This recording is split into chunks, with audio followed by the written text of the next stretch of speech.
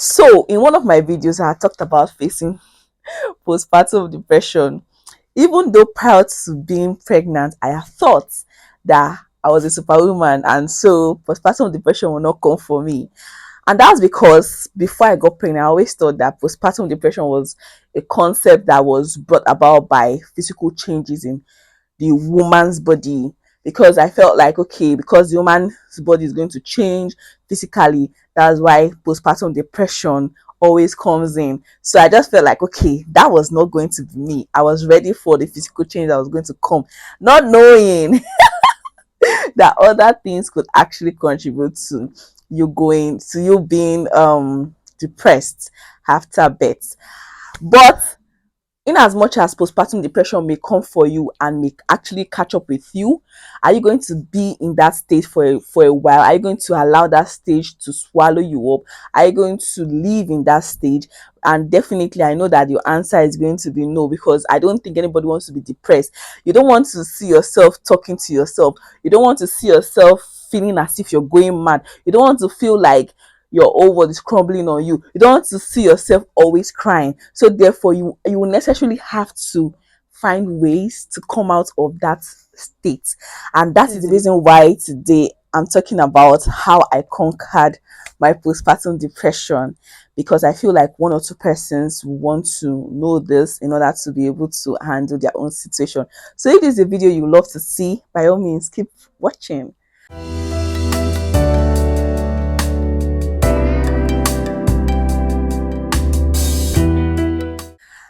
So, as you all know, my name is Josephine Kenichi, and you're welcome back to my channel, Life of Kessie Joes. Thank you all for sticking. If you are a returning subscriber, you know I love you. It's all good vibe around here. If you are new, you just stumbled on this channel for the very first time and you're new here, of course it's all good vibe around here. And this is a very educative channel. You want to click on that subscribe button and let's be family already. So, one of the ways I conquered postpartum depression was me appreciating the family network I had and trying to understand where every one of them was coming from. From my mom, that was always telling me, put the baby to the breast now, to my husband that was telling me, put the baby to the breast. It's when he's sucking, that's when the breast will heal. To my younger sisters that were around, totally helping me, and to my father always coming to check on my baby and being excited about his grandchild, I had to start looking at each of them from their own point of view and where they were coming from, and understanding that each and every one of them were coming from a place of love for me. Each of them were like playing their different roles, and so I had to start appreciating each of them for whatever it is or whatever role they were playing in my life and in the life of my son. So I stopped trying to be see them as antagonizing me and try to harness this situation. And the second part was whatever it is that was disturbing me, like, okay, the breast sore was disturbing me, let us go and get breast pump so that we can actually contain this issue and I can get my sanity back. Okay, now you're saying that we have to be giving him breast milk, breast milk, breast milk. This is the formula we're going to be using to give him breast milk. We have to give him breast milk so and so time, and we have to give him canned food so and so time, just so that my sanity can be maintained. Third of all, I had to now, I needed to feel like myself again. I'm a jaye jaye person, I needed to feel like the young jaye jaye person that I was. And one of the things I found that was interesting to me at that time was me plunging.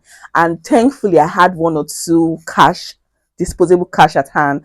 And that is one thing I'm going to talk about here. As a lady, it's very, very important you have something you're doing, because those things, there are sometimes cash problems will come in that you would need to solve for yourself and not depend on your husband. My husband was already facing a lot of stress because he hadn't bargained for us going into CS, the delivering. So the money for CS was high. Of course, he had to source for that money for us to have that CS. And then after delivery, there were lots of bills that kept coming in and coming. So it would be irrational of me to come and be telling him, babe, I feel like for me to get my sanity, I need to buy clothes. For me to get my sanity, I need to buy shoes. For me to get my sanity, I need to. So I did not disturb him about those things. Whatever it is I felt I needed for myself to stay sane, I got them for myself. If I felt like, okay, I know, if not as if I felt like I needed to buy clothes for myself, new clothes, to feel like, new clothes that would now enter my new size, that will now give me a new fitting to fit the new size that I want. So I went for them. I felt like I wanted to buy one sneakers. I bought it. I felt like I needed to buy one equipment for Cassie Joe's. I went ahead and I got it. My husband would just be asking me, babe, where did you get this money from? I was performing wonders. I was a real time magician, but it made me feel like myself.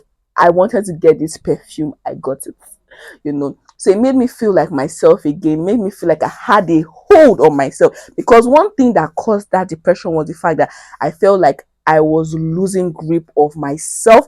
I was losing grip of the things that I had control of. So I needed to take back my power. And the way I wanted to take back my power was getting myself one or two things. I didn't want to feel helpless. I didn't want to feel like I had nothing in control. I had control of nothing. I didn't want to feel any of those things. I just wanted to feel like at least I had power over this thing. And so if it meant me going to buy this thing, I'm going to go and buy it.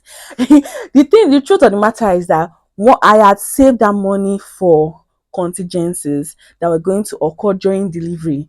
But my husband, the Superman, got all of those things covered. So he now gave me some cash at hand to take care of my own personal needs. And I was even grateful because it helped me to come back to myself. So I bought those things. I felt happy and everybody was happy. I gradually came back to myself. I gradually started appreciating my environment. I gradually started appreciating my life. I gradually started being myself again.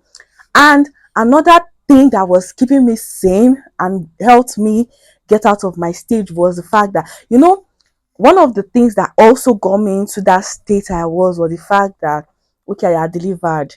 It seemed like we were in December. Oh, no, was it? Yeah, we were in December. Clients were not coming. I was just inside the house. The only thing I was doing was taking care of baby and all that. So it just felt like our money was not coming in. But thankfully, some clients were still calling me to say, oh, I want to buy vitamin C serum. Oh, I want to buy this skincare. Oh, so small cash were still coming in, and it made me feel like, okay, I was not totally losing my mind. I was not totally losing everything. At least one or two things was still happening for me, and that was a blessing for me. So another way that I got out of my state was going to make my hair. As funny as simple as this may sound, it was very important that I go to make my hair.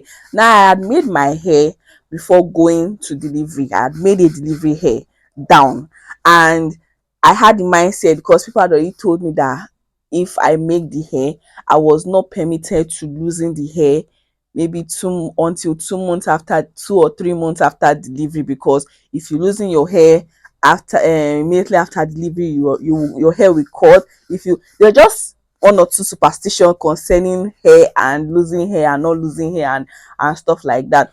So at a point I was trying to abide by those rules, like, okay, I was not going to make my hair, I didn't want to lose any hair and stuff like that.